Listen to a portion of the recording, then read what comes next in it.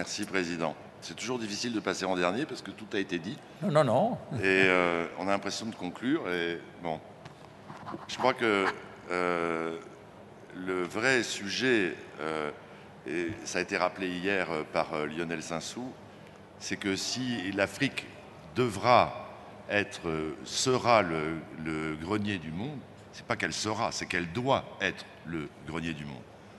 En 2050, si l'Afrique n'est pas autosuffisante d'un point de vue alimentaire, ce n'est pas simplement un problème africain, c'est un problème mondial.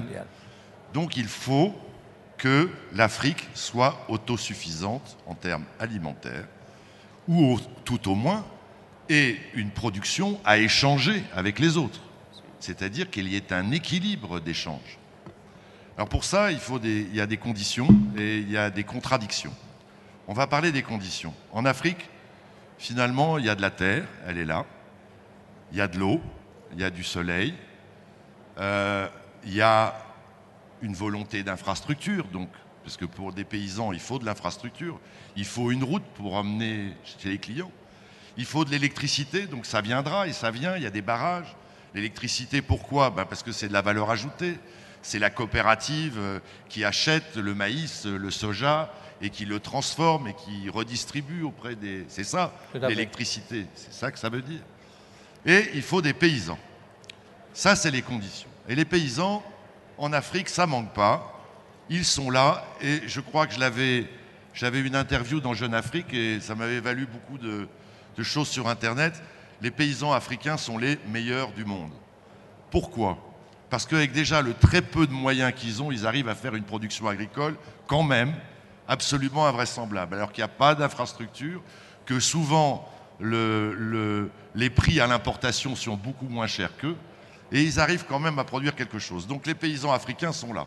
Donc on voit bien qu'on a toutes les conditions pour arriver à faire une production agricole satisfaisante. Après, il y a des contradictions. La première contradiction, c'est qu'on oppose, et vous en avez parlé tout à l'heure, les petits, les moyens, les grands. Il faut tout.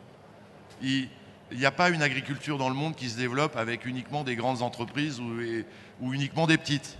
Il faut des petites entreprises, des paysans qui ont leurs petits champs avec leurs tracteurs ou leurs charrues à main ou à âne.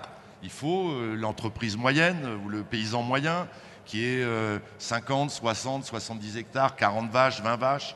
Voilà. Et puis il faut des grandes exploitations agricoles et tout ça doit vivre ensemble. Et tout ça vit ensemble au Brésil, aux États-Unis, en France, en Europe, ça vit ensemble. Il n'y a aucune raison que ça ne vive pas. Alors, c'est cette première contradiction qu'il faut lever, parce qu'il y a beaucoup de questions sur la terre en Afrique, et on oppose souvent les grands propriétaires ou les grandes concessions petites. Et non, il faut que tout ça vive ensemble, c'est pas forcément facile, mais c'est une des contradictions qu'il faut lever.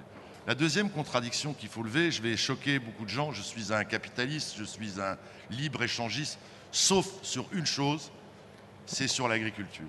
L'agriculture n'est pas un produit comme les autres, il doit être protégé. Si vous ne protégez pas votre agriculture, vous n'arrivez pas. La PAC en Europe, aux États-Unis, les systèmes de subvention à la terre, au Brésil, l'obligation par l'État de racheter à des prix, font des subventions et font qu'ils ont créé une agriculture. Comment le faire en Afrique? Et c'est une des grandes contradictions. Aujourd'hui, nous sommes devant, on en a parlé ici, les printemps arabes. N'oubliez pas que les printemps arabes, la première chose qui est arrivée, c'est l'augmentation, le rice en Égypte devait supprimer la subvention sur le pain. Les gens ont fait la révolution. En Tunisie, c'est aussi pour des problèmes de prix du pain, du sucre, de la farine. En Libye, c'est la même chose. C'était la suppression des subventions sur le sucre. Bon. Donc, vous avez une contradiction. Comment je peux développer mon agriculture aujourd'hui alors que j'ai des consommateurs qui me demandent de ne pas augmenter les prix? Et c'est tellement simple d'importer, de soulager une ville en important un grand bateau de sucre, un grand bateau de blé, un grand bateau de maïs, un grand bateau. C'est tellement simple de soulager les prix. Et en plus, contradiction ultime, c'est que quand c'est terrible, c'est que l'agriculture africaine devient intéressante à faire quand les prix mondiaux sont hauts. Mais dès que les prix mondiaux sont bas, c'est difficile. Et c'est une contradiction. Et cette contradiction, il faut la lever parce que c'est une question de survie.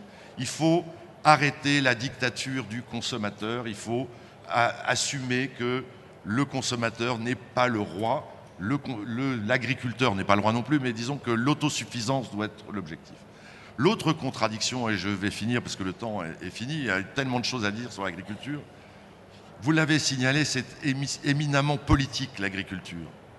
Et le temps agricole n'est pas le temps politique. Un paysan, c'est quelqu'un de méfiant. Un gros, un petit, un moyen, c'est quelqu'un de méfiant. Et un paysan, il ne travaille pas pour rien. Son partenaire, c'est le bon Dieu, c'est la pluie, c'est le bon temps, c'est lui. Déjà, il a à dealer avec le bon Dieu tous les jours. Alors, il ne va pas dealer en plus avec des gens qui changent d'avis comme de chemise. Il ne peut pas. Si un jour on le protège et un jour on ne le protège plus, si un jour on lui dit... il fait pas, il préfère ne pas travailler. C'est déjà très compliqué de travailler avec le bon Dieu. Alors travailler avec des gens qui changent tout le temps, c'est pas la peine. Donc, il a besoin, le paysan, d'une durée, d'un temps. Un paysan, c'est méfiant. Ça met plusieurs années. Il va produire un peu, il voit si ça marche. L'année suivante, il va reproduire un peu plus. Mais c'est son travail. C'est pénible de travailler dans un champ. Même dans un tracteur, c'est pénible. Et il faut le respecter. Tout à l'heure, on parlait de dignité.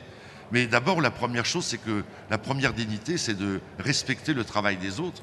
Or, quelquefois, on ne respecte pas le travail des paysans parce qu'on importe trop facilement. Voilà les contradictions avec lesquelles on doit jouer dans les années qui viennent. Il y a un impératif, à mon avis, important, c'est que il faut expliquer aux gens qui habitent dans les villes et qui vont habiter de plus en plus dans les villes, parce que l'agrandissement du continent, il faut expliquer ce qu'on fait de temps en temps. Vous voyez à la télévision dans les pays occidentaux, la publicité pour des produits agricoles. On ne promeut pas assez d'une façon interne les produits agricoles faits en Afrique auprès des Africains. C'est un vœu, j'espère que ça ne sera pas un vœu pieux. Voilà, Président, je suis pile poil dans mon temps.